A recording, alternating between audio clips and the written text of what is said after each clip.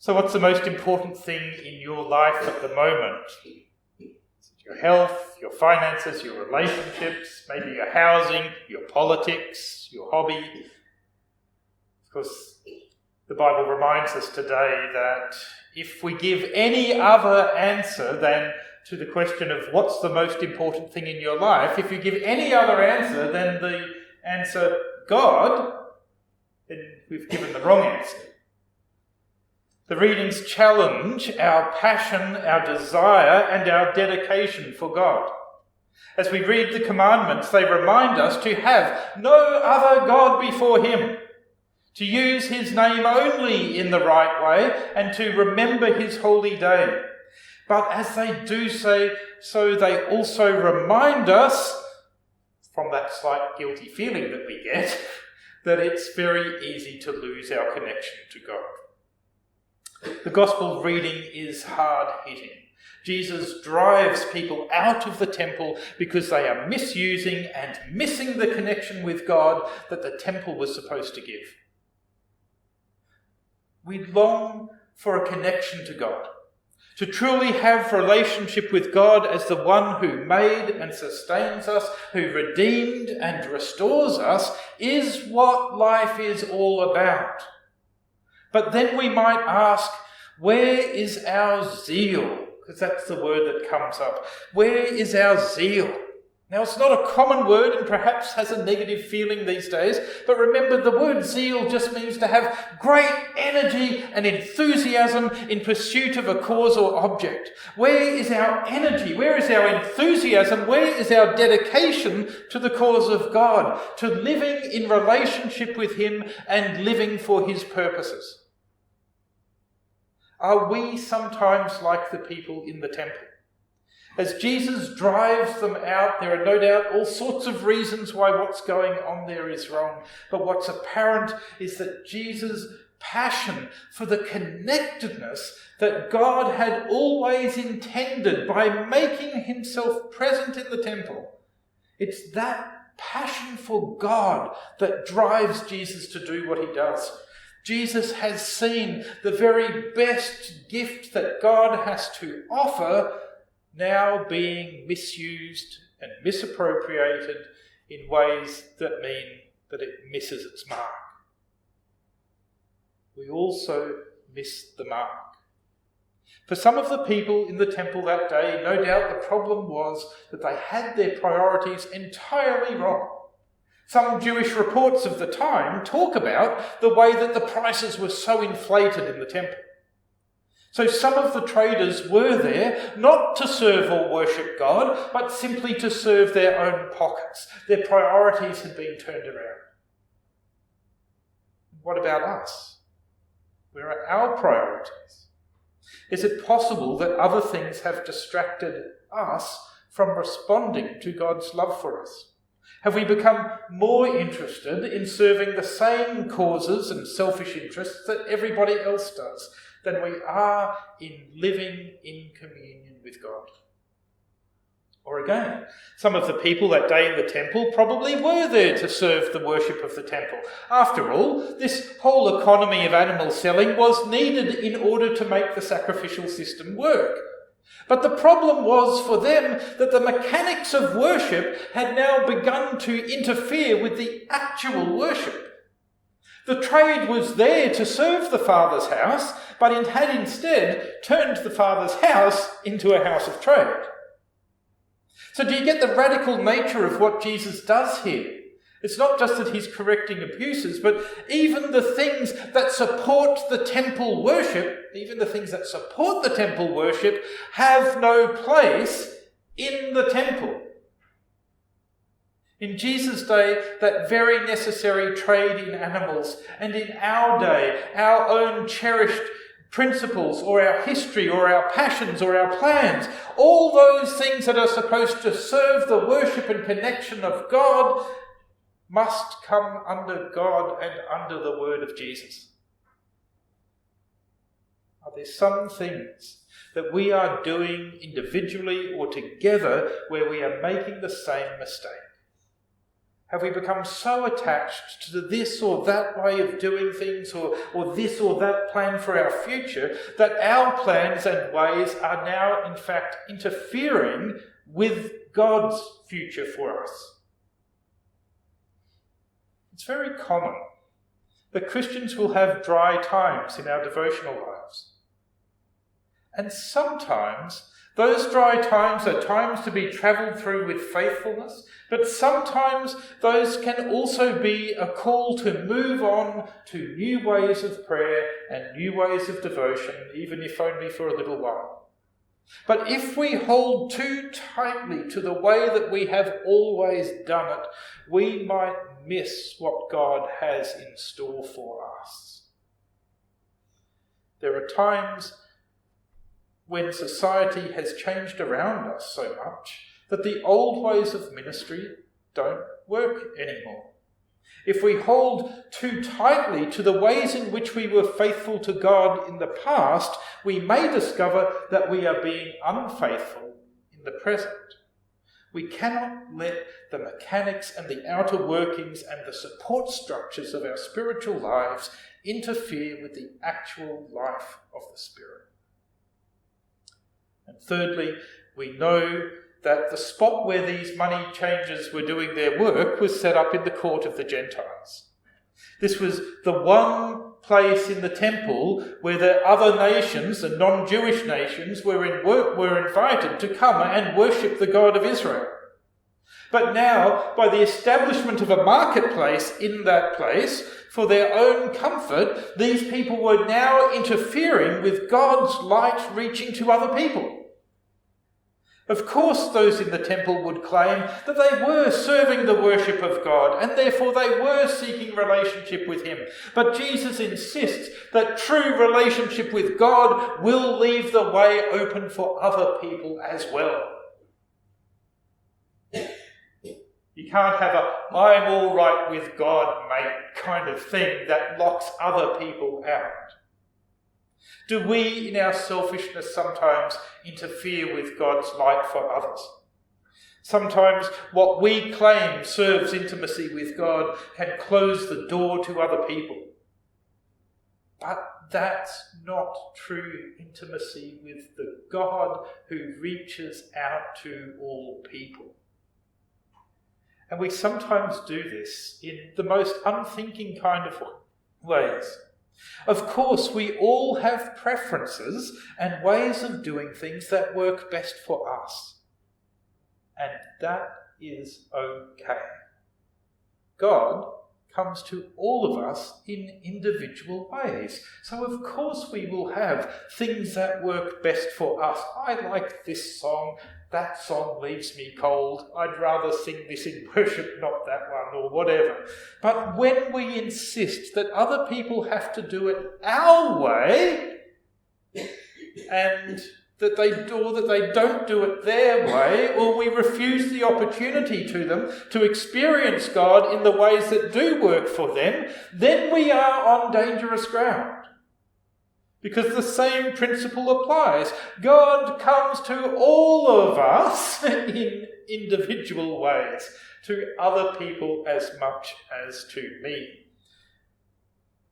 For example, I may like to pray spontaneously. But if, as so often happens in the church, I casually dismiss all liturgical or written prayer, as if somehow that's not truly spiritual, then I am creating boundaries that exclude people who do find those things enriching and prayerful. The same is true, that if I like all my prayers scripted, but don't give room for other people to express their hearts in the way that sometimes are stumbling words. Sometimes free prayer is not terribly well worded. But if I say that we can't do that, then again I'm closing the door to them. And in doing so, falsifying my own intimacy with God. In all these ways, it's possible to lose sight of the relationship and intimacy with God that is the one thing to be desired above all. In all these ways, it's possible actually to lose our enthusiasm for God and to replace it with cheap substitutes. St. Paul in 2 Timothy 3 talks about, he uses the expression, they've got that outward form of godliness. They kind of look like they're godly, but they lack the power, they lack the dynamism that true godliness and connection to God brings. But that wasn't Jesus' way. Jesus lived all out for the God that he knew in a special way as my Father. Everywhere in the gospel we learn that Jesus says and does those things that God is saying and doing. This is the Jesus who in the Garden of Gethsemane prays, "Not my will be done, but yours." And it's the Jesus who lived his whole life like that. Jesus was zealous for God. He had great energy, great enthusiasm for just one objective, and that objective is that we would know our connection to God. That we would have intimacy with God, that our relationship would be restored. The first result of this passion of Jesus for the connection of God with human beings is that in his zeal, he now contests all with the ways we have of losing our zeal for God. If we are prioritising other things, Jesus warns us. If we are letting other things distract us, Jesus calls us back. If we are insisting that relationship with God has to happen in this particular way and therefore closing the door to others, Jesus bangs on the door of our hearts to warn us that this is not the way. So what idols will Jesus throw out of your heart today? What ways of doing things need to be challenged because they've taken over the place of God himself? Where are the ways in which you are, by your habits, keeping other people from being involved? Such things have no place in the house of God, and Jesus will cast them out. Jesus must cast these things out, even sometimes as good as they seem, because they interfere with our intimacy with God.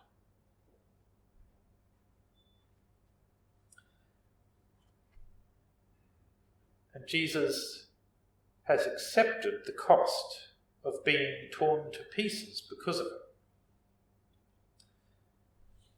Remember, zeal for your house will consume me.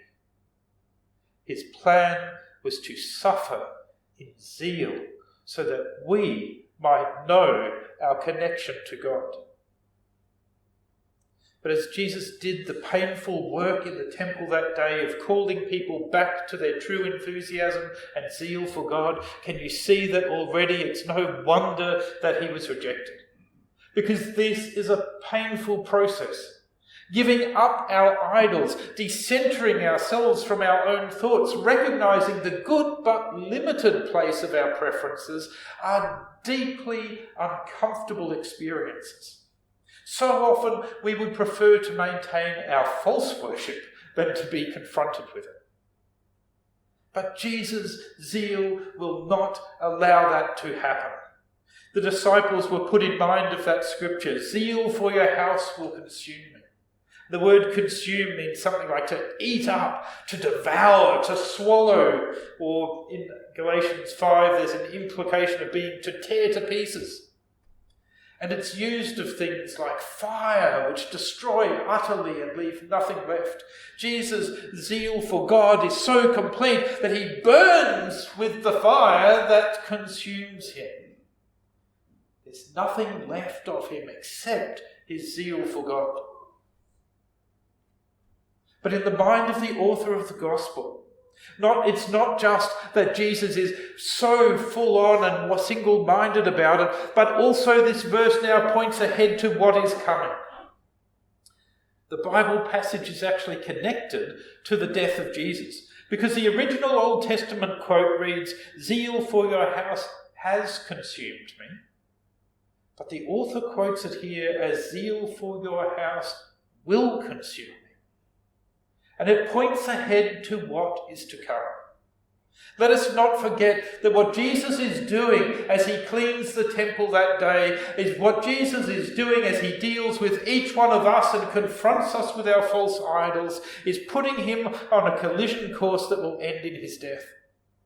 What Jesus does in his zealous desire for our connection to God is so painful that the people of his day and ours are unwilling to let him have his way with us.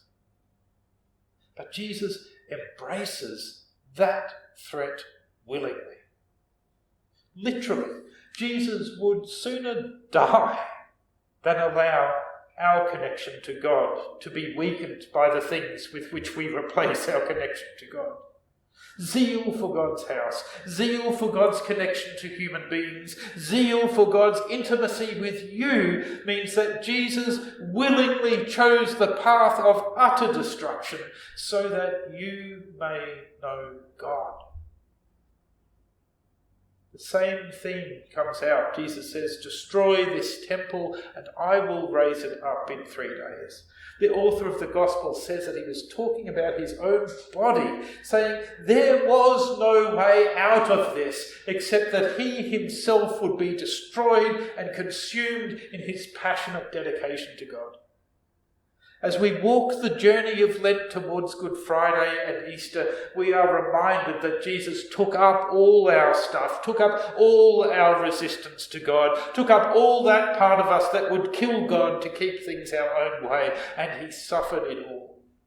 He took on that sin and rejection and owned it to himself so that he would be utterly torn to pieces and consumed. But in doing so, all that sin and rejection, and every time that our zeal has flagged, that our devotion has been weak, that we've got our priorities wrong, that our love for God has failed, all those times are forgiven. And then the joyful news of Easter is that this temple, which is Jesus, is then raised up.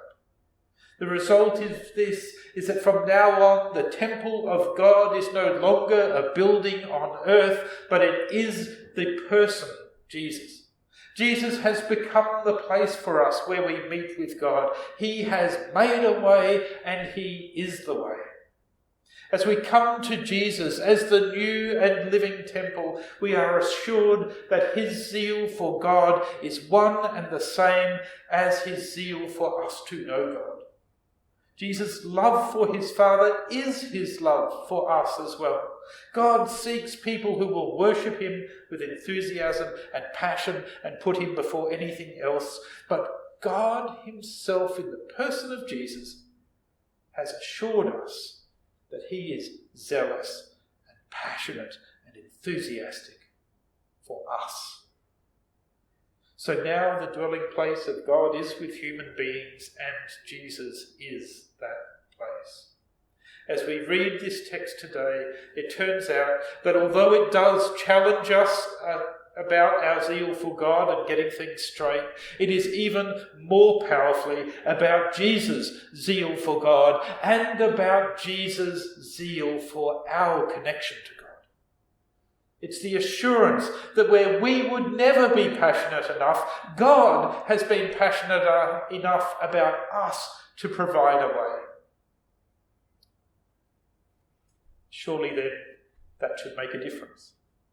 Living in the grace of Jesus, living in the light of his zeal, frees us then to see our delusions for what they are. In the face of the ability to meet with God in Jesus and his passionate love for us, could we not be moved to love him? Could we not learn more and more to put our priorities in their right order, to seek the inner heart more than the outward forms, to abandon our selfishness and exclusiveness in order to invite others in? Surely that can happen. But again, for every time that our zeal lags, Jesus' zeal never does. For every time we tear down the temple of God and do things to break our connection, Jesus raises the temple once again. Today, God invites us to be passionate and enthusiastic about our connection with him, because God is passionate and enthusiastic about his connection to us. Amen.